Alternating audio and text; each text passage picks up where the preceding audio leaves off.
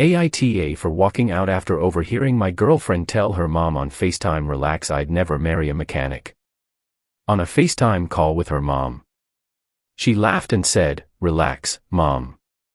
I'm just messing around. There's no way I'd ever actually marry a guy who turns wrenches for a living." She had no idea I was standing right behind her in the hallway that I didn't make a scene.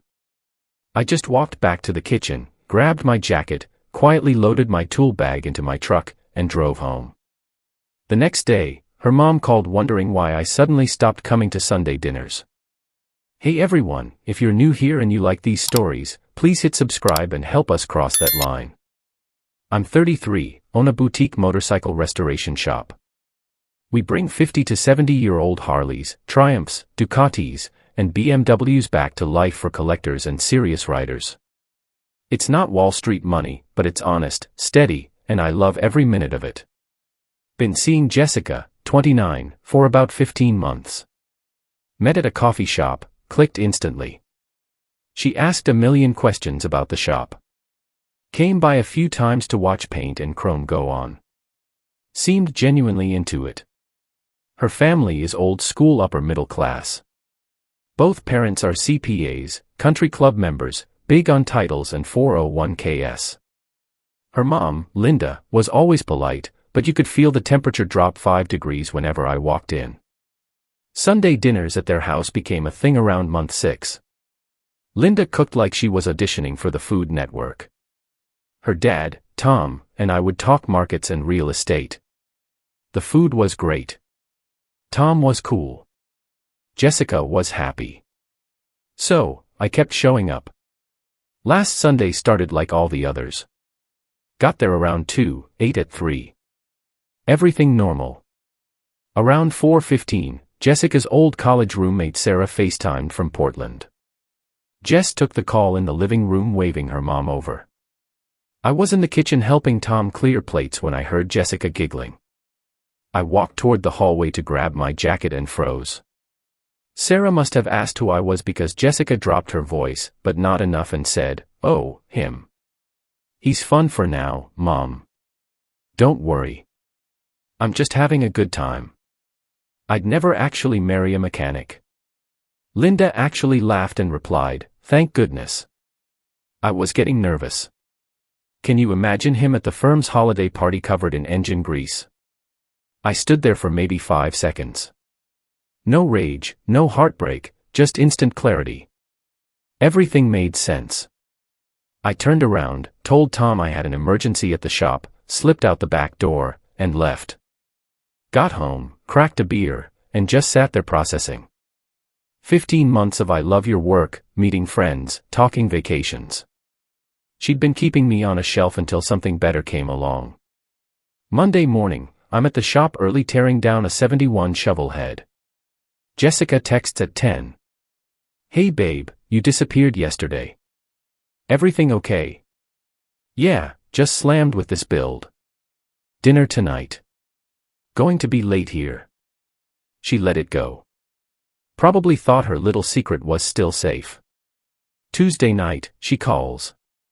"Mike, what's going on? You've been weird since Sunday.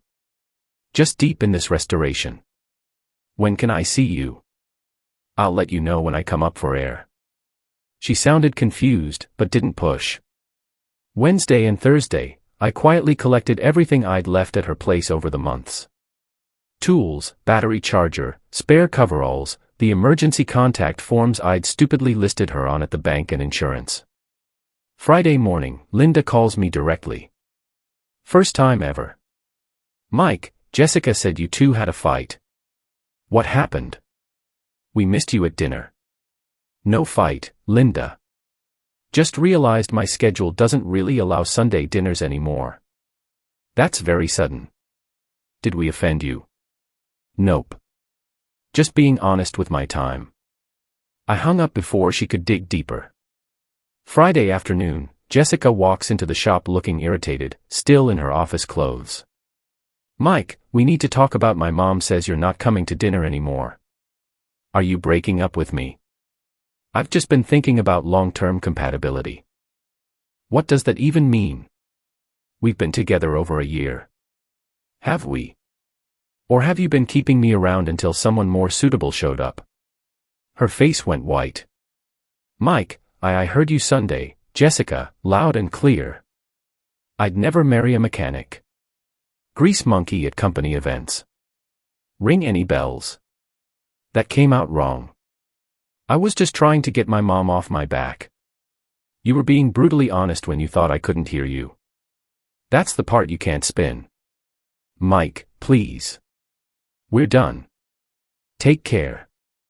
She left crying. I went back to twerking head bolts. Saturday was non-stop apology texts. Ignored everyone. Sunday morning, Linda calls again. Mike, Jessica's been crying all weekend. She said, you overheard something private. Private. You were both on the call, Linda. I heard my girlfriend tell her mother she's embarrassed by what I do for a living. Nothing private about that. Long silence. I remember that call now. I thought she was joking. She wasn't. And now you both know why I'm out. She actually sounded ashamed. Sunday evening, Jessica shows up at my apartment, eyes red. Please, just let me explain. You already did on FaceTime perfectly clear. I was stupid and shallow and I'm sorry. Go be stupid and shallow with someone your mom approves of. Close the door. Update, 1 week later, the comment section blew up. Thanks for all the support. Most of you got it immediately. I'm not a backup plan. Jessica's PR campaign started Monday. She told everyone I blew one comment out of proportion. Her friend Chloe came to the shop trying to guilt trip me. You're destroying something good over a dumb joke. Calling your boyfriend a grease monkey to his future mother-in-law isn't a joke, Chloe. She left mad. Tuesday, Linda called again, this time to apologize for real. Mike, I've done a lot of thinking. I judged you without knowing anything about what you actually do. I looked up some of the bikes you restore. Those are six-figure machines that require insane skill. I was wrong, and I'm sorry. She even asked if I'd consider coming to dinner Sunday without Jessica. Wednesday, Jessica tried the nuclear option. Showed up at my apartment with her mom as a human shield. Linda looked mortified to be there. Jessica tried blaming family pressure. Linda shut it down on the spot.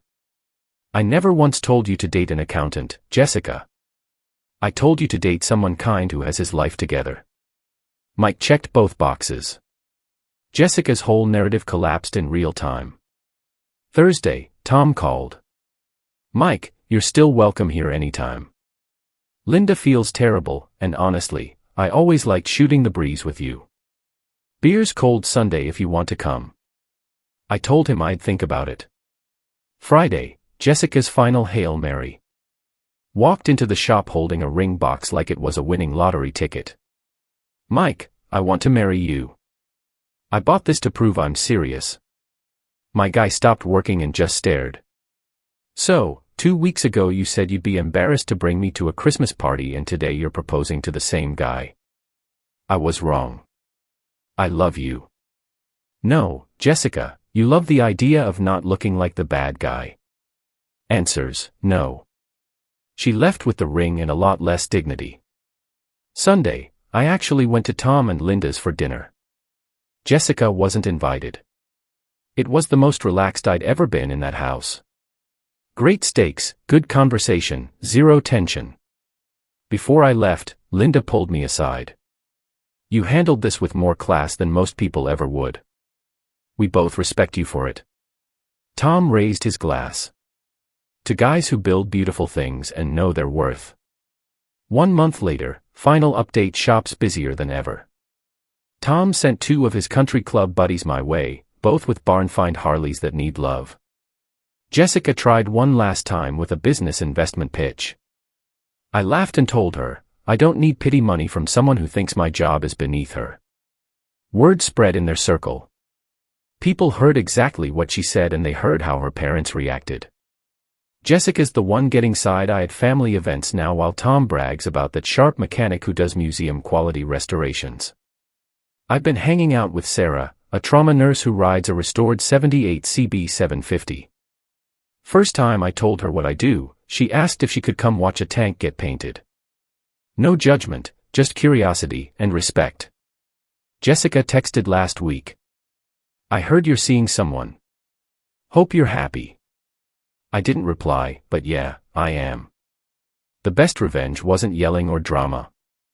It was quietly walking away, keeping my dignity, and letting her own words do all the damage.